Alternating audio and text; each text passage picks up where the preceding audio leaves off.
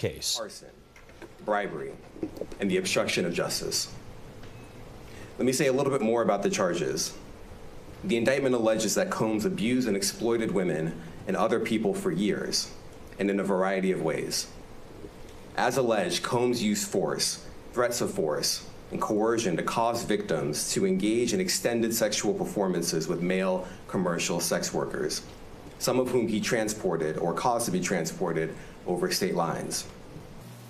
Combs allegedly planned and controlled the sex performances, which he called freak-offs, and he often electronically recorded them. The freak-offs sometimes lasted days at a time, involved multiple commercial sex workers, and often involved a variety of narcotics, such as ketamine, ecstasy, and GHB, which Combs distributed to the victims to keep them obedient and compliant. As alleged, when Combs did a video and later reported in the media. Specifically, Combs kicked, dragged, and threw a vase at a victim in a Los Angeles hotel when the victim was attempting to flee. As alleged, these assaults often resulted in injuries to the victims, which took days or weeks to heal. In addition to the violence, the indictment alleges that Combs threatened and coerced victims to get them to participate in the freak-offs. He used the embarrassing and sensitive recordings he made of the freak-offs as collateral against the victims. And the indictment alleges that he maintained control over the victims in several ways, including by giving them drugs, by giving and threatening to take away financial support or housing, by promising them career opportunities, by monitoring their whereabouts, and even by dictating their physical appearance. Because of all of this, the indictment alleges that the victims did not believe they could refuse Combs without risking their security or facing more abuse. The indictment also alleges other acts of violence undertaken by Combs and others, including violence against witnesses to his abuse, kidnapping, and arson. The indictment alleges that on more than one occasion, Combs carried or brandished firearms to intimidate and threaten victims and witnesses. Now, Combs did not do this all on his own. As I mentioned, Combs has been charged with RICO conspiracy. He used his business and employees of that business and other close associates to get his way. Those individuals allegedly included high-ranking supervisors in the business, personal assistants, security staff, and household staff. The indictment alleges that those individuals facilitated the freak-offs. They booked the hotel rooms and stocked them with the supplies, including drugs, baby oil, personal lubricant, extra linens, and lighting. When the hotel rooms got damaged, they helped clean it up. They arranged for victims and commercial sex workers to travel for the freak-offs, and they delivered large quantities of cash to Combs to pay for the commercial sex workers. The indictment also alleges that they helped Combs cover up his crimes. During the March 2016 incident at the LA hotel that I mentioned earlier, a member of the hotel security staff intervened, and Combs attempted to bribe the staff member with a stack of cash to make sure that what happened was kept quiet. And as the indictment alleges, in late 2023, after public allegations were made about Combs' crimes, he and others pressured witnesses and victims to stay silent, including by making phone calls to witnesses and victims and giving them a false narrative of what they had experienced. And as alleged, Combs used others to help conceal his abuse by monitoring and preventing victims with electronic devices. During those searches, agents seized evidence of the crimes charged in this indictment. They seized firearms and ammunition, including 3 defaced AR-15s and a large capacity drum magazine. They also seized evidence of the freak-offs, electronic devices that contain images and videos of the freak-offs with multiple victims. And they seized cases and cases of the kinds of personal lubricant and baby oil that Combs' staff allegedly used to stock hotel rooms for the freak-offs, more than 1,000 bottles altogether. Here are some of the items that we recovered during the searches.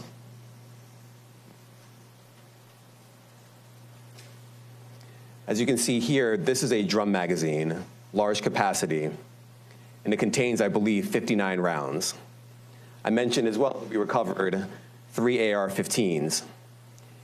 This is a close-up shot of one of the AR-15s, and you can see right here the serial number has been thoroughly defaced.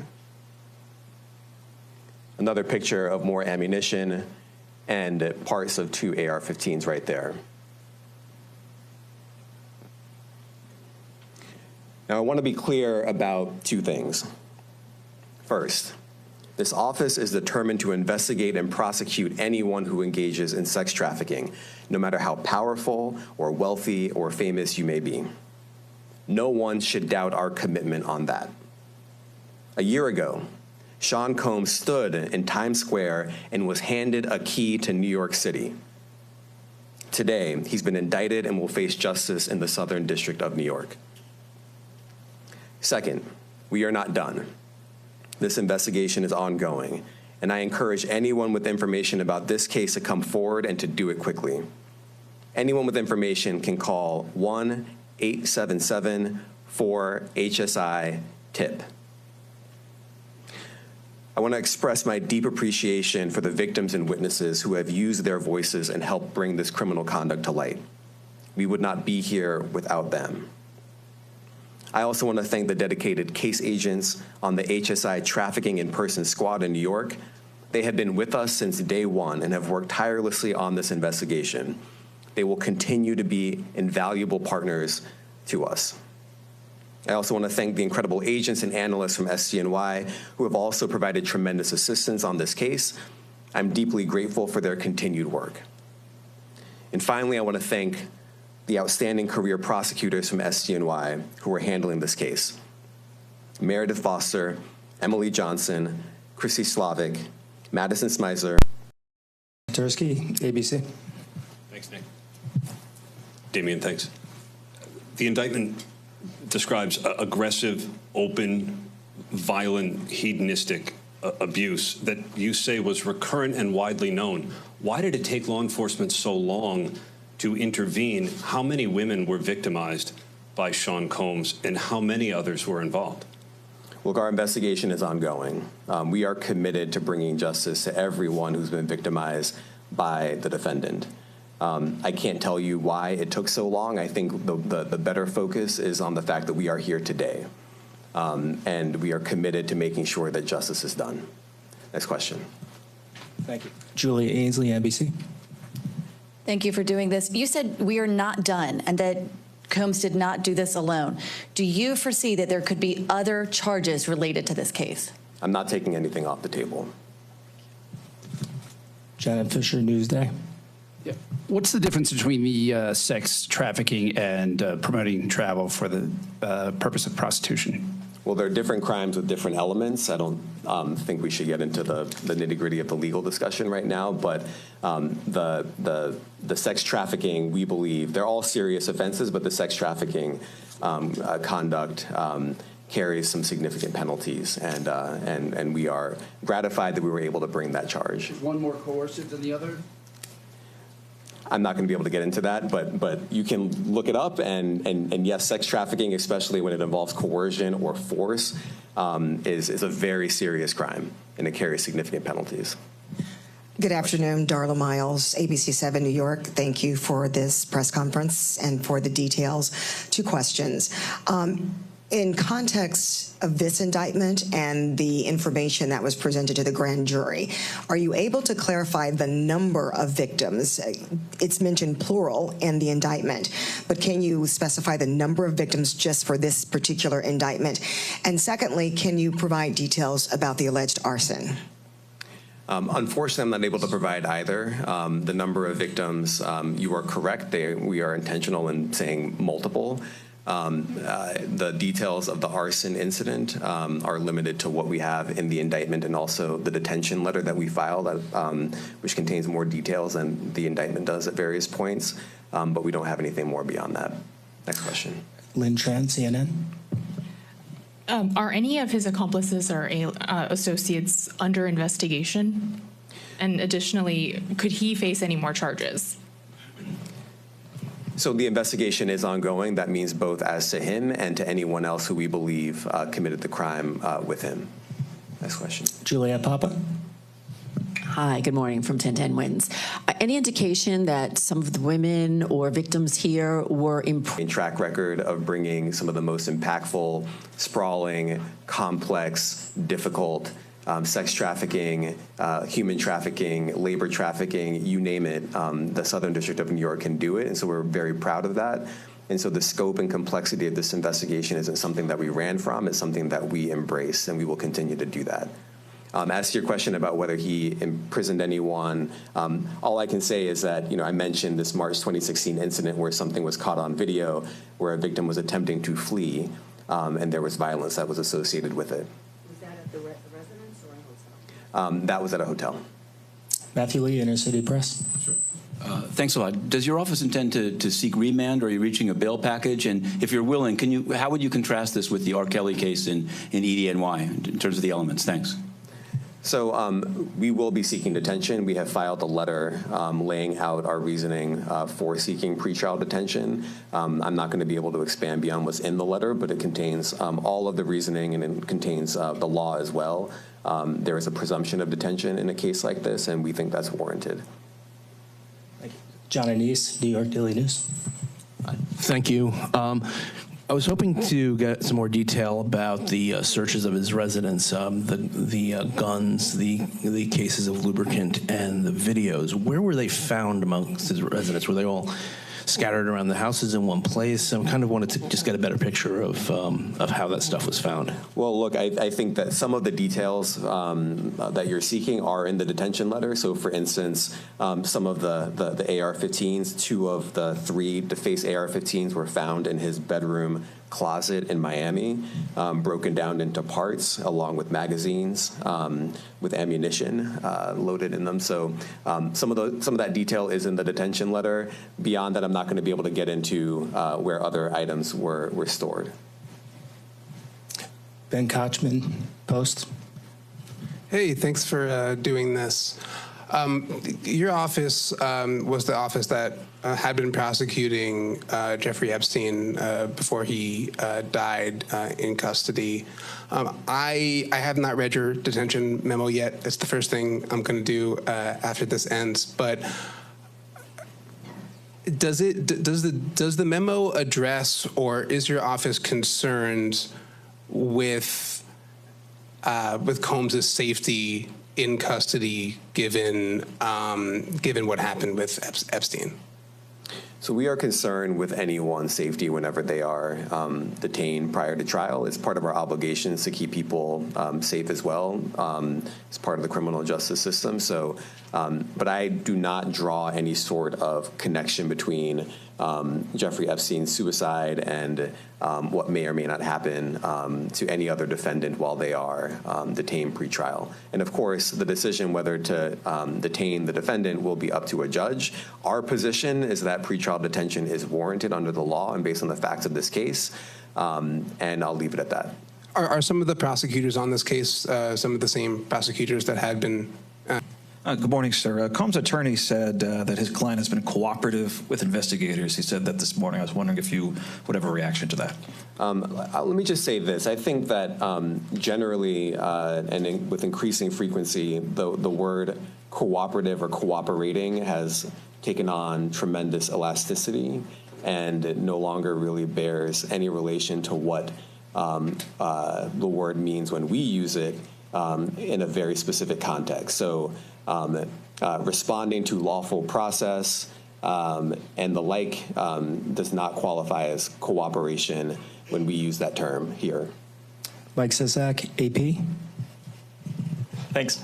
To that end, was there any discussion of Mr. Combs surrendering? I understand he was taken into custody at a hotel in Manhattan last night, and maybe that wasn't the plan. Can you elaborate on how that came about and why that was? I'm not going to be able to get into any sort of operational details as to how he was taken into custody and when. He is in custody right now. He will be appearing in court later today. Was there any discussion of him surrendering, given they claim he's cooperating? I'm not going to be able to get into law enforcement tactics or operations. I mean, you make a big deal of the guns, but how come they're not charged outright or with obliterating serial numbers? That's Well, I can't get into the charging decision. It is very meaningful to us that weapons were possessed. as we allege in the indictment. Part of the reason why this conduct was so pervasive and harmful was because victims and others didn't necessarily feel comfortable denying him his wishes, as we allege, because of the presence of firearms. I should leave it there. Thanks. Last question, Jacob Shamison. Jacob Shamsian, Business Insider. Thank you. Given that he's the sole defendant in this case and that you allege he's part of a conspiracy that involves members of his companies, do you anticipate a superseding indictment that bring allegations against other members of his companies or other co-conspirators as well? Again, I can't take anything off the table. Anything is possible. Our investigation is very active and ongoing. And I think a lot of you who cover this office know that when we say such things, that developments are certainly foreseeable, but I cannot predict them sitting here today. All right, thank you, everyone. Thank you. What part of his business empire? All right, you've been listening to the U.S. District Attorney for the Southern District, Damian Williams, speaking 3 counts here in this indictment: racketeering, conspiracy, sex trafficking by force, fraud, coercion, and transportation to engage in prostitution. The 14-page indictment I just got through reading, and it is salacious to say the least. Cindy and Chris, you just heard Damian Williams lay out this myriad charges against Sean Diddy Combs, the most serious of which are sex trafficking by force, as Chris mentioned, and racketeering. The indictment includes damning allegations. It actually called the Combs enterprise a criminal organization. They said Combs used it as a front to fulfill his own sexual desires. Prosecutors say this started all the way back in 2008. Combs would pressure associates allegedly to fly in sex workers and perform sex acts with them for his own gratification. They allege he threatened physical and mental abuse and career derailment if they didn't comply. He allegedly also used guns to force their cooperation. Prosecutors say Combs abused, threatened, and coerced women and others around him to fulfill those sexual desires, protect his reputation, and conceal his conduct. The indictment goes on to allege, quote, as part of this pattern of abuse, Combs manipulated women to participate in highly orchestrated performances of sexual activity with male commercial sex workers. FBI agents raided Combs' homes in LA and Miami in the spring. They say they found evidence of these coerced sex parties in those homes, along with assault rifles. Sources tell CBS News New York that Combs was arrested last night at the Park Hyatt Hotel in Manhattan. We heard from his attorney outside court earlier this morning. We knew this was coming. I mean, he moved to New York, as I think some of you guys know. We brought him to New York about 2 weeks ago because we knew this day was going to come, and it's here. Combs' attorney told us he would fight for his release, saying that he was cooperative, as you just heard, moving to New York, being in position, so to speak, for that arrest that happened last night. Damian Williams said that he fully plans to compel the judge not to give him any kind of bail, to remand him, as is customary with these sex trafficking charges. We were told we would get a 1-hour heads up before the arraignment starts. We don't expect to see Combs. He was taken into custody last night, so we're not going to see the big gaggle that we normally see with defendants walking in off the street. But again, a 1-hour heads up. He's supposed to be arraigned sometime later today. Chris and Cindy? All right, Jessica Moore for us outside the courthouse this morning. And as Jessica was just alluding to, pretrial detention, something that Damian Williams was talking about. No bail for this. They feel they've got enough evidence in the indictment to keep him detained until the time of trial. So we shall see what happens there. But it's going to be an interesting day down at the courthouse, that's for sure, to say the least. Yep. Joining us now for further analysis is Eric Faddis, criminal defense attorney. Welcome, Eric. What stands out to you most in this indictment? You know, I think, Cindy, one thing that jumps out is just the sprawling panoply of different categories of criminal offenses. You know, typically with a RICO case, we expect assaults and firearms, but here we've got allegations of kidnapping, that were confiscated from his Miami residence when it was raided, 2 AR-15 style rifles, high-capacity magazines. This is a far-reaching indictment, only 14 pages, but if you go through the 14 pages, there was a lot there. Jessica mentioned a second ago, alleging that Combs' commercial enterprise was a key component of this whole thing. What does this mean for all of the businesses that he has and how these charges relate to that? Yeah, Chris, I think there are practical and legal implications of that. Practically speaking, it sounds like his businesses are going to be shot. His funds are going to be dwindling. No one is going to want to work with him. On the legal side, what it means, and the prosecutor said, Diddy did not do this on his own. The prosecutor is telegraphing that, hey, there are other people involved, and he said, we are not done with the investigation. Those folks should come forward. I imagine there will be at least some folks coming forward asking for leniency and turning themselves into government witnesses, formerly affiliates of Diddy. Yeah, Eric, actually, he had asked people to come forward and give them more information about that, giving the number 1-877-4-HSI-TIP for anyone who has information pertaining to these cases. Now, Combs has faced civil suits alleging offenses as far back as the early 90s. Does this indictment now mean that those suits can become criminal? So as the prosecutor mentioned, they are not finished with their investigation. This is the start, not the finish line. And so I wouldn't be surprised if they try to contact other alleged victims from these civil suits, get information about what happened, and convert those civil claims into additional criminal charges in a potential superseding indictment down the road. So let me ask you, as far as Diddy's lawyers, the arraignment today, obviously they've known this is going to be coming for months now, because they have obviously known his properties have been raided. They know what the authorities were able to seize, the phones that were confiscated, the video, all the evidence they have. So what is their play, with the exception of what they've already tried to do, which is get to the forefront and say how cooperative he has been? In such a far-reaching indictment, the defense attorneys are in a really difficult position. I anticipate they're going to argue something to the effect of, hey, a lot of these allegations didn't happen. This is a rich, powerful person. People are trying to get money from him. If they did happen, some of them may have been consensual. I imagine that is ultimately the road that they're going to have to explore in terms of deciding what defenses to raise on Diddy's behalf. And what do you see happening next in this investigation? I think what's coming next is we have allegations of a RICO conspiracy, of a criminal enterprise, of multiple players involved. I wouldn't be surprised to see folks coming out of the woodwork and being identified as either accomplices and or governmental cooperating witnesses who are given immunity for aiding in the investigation and essentially giving information against Diddy. Well, have the evidence that they have. Chris, that was certainly the tenor of the federal prosecutor's statement just now to the media. And I think he's signaling to these folks, hey, you are in the target zone in terms of these criminal allegations. And if you don't come and cooperate, you might be the next person to be arraigned in federal court. We heard a lot of terms come out of this press conference, including RICO conspiracy. Can you tell us what that means?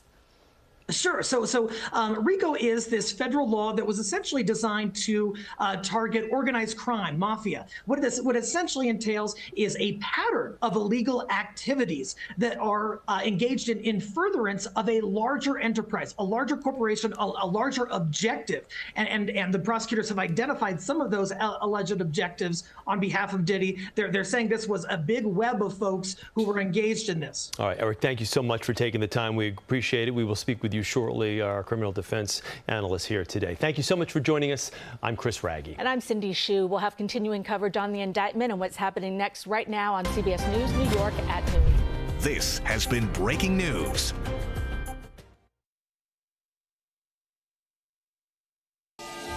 This is CBS News New York.